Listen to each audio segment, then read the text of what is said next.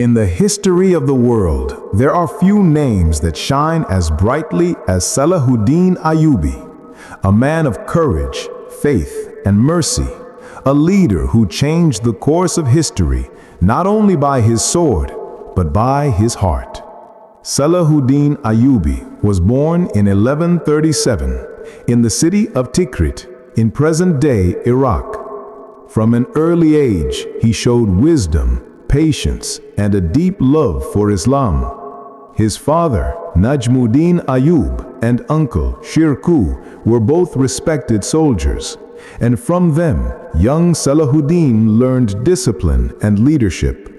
Unlike many warriors of his time, Salahuddin was not driven by greed or power. He was inspired by a dream to unite the Muslim world and to restore justice and peace to the Holy Land. As a young man, he served under the great Muslim ruler, Nur ad-Din Zengi. Under his command, Salahuddin learned strategy, leadership, and above all, humility. He realized that victory does not come only from weapons, but from faith, unity, and purpose. After the death of Nur ad-Din Zengi, Salahuddin began his mission to unite the divided Muslim lands. At that time, Egypt, Syria, and other regions were separated by politics and power struggles. But Salahuddin, with wisdom and patience, brought them together under one banner, the banner of Islam.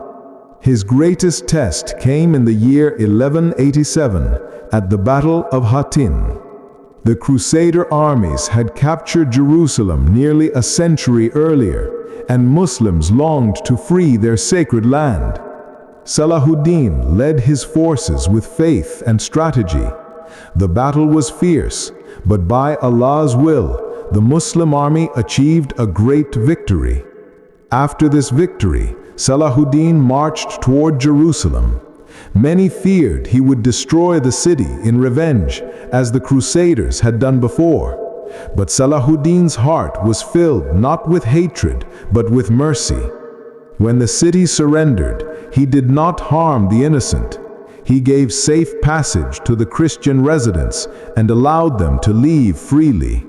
Even his enemies admired his generosity and justice.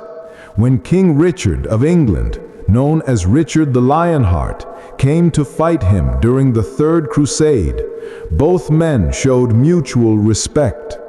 Though they were enemies on the battlefield, they shared letters, gifts, and even medical help. Salahuddin's name spread across the world, not just as a conqueror, but as a man of honor. Salahuddin ruled with fairness and compassion. He cared deeply for his people, feeding the poor, protecting the weak, and ensuring justice for all. He was humble in his personal life. Despite ruling vast lands, he lived simply, without luxury or pride. When he passed away in 1193, there was not enough money in his house to pay for his own funeral. He had given everything away to help the needy. A man who once ruled from Egypt to Syria died with almost nothing, except the love and respect of millions. His legacy is not just about wars or victories. It is about character, faith, and humanity.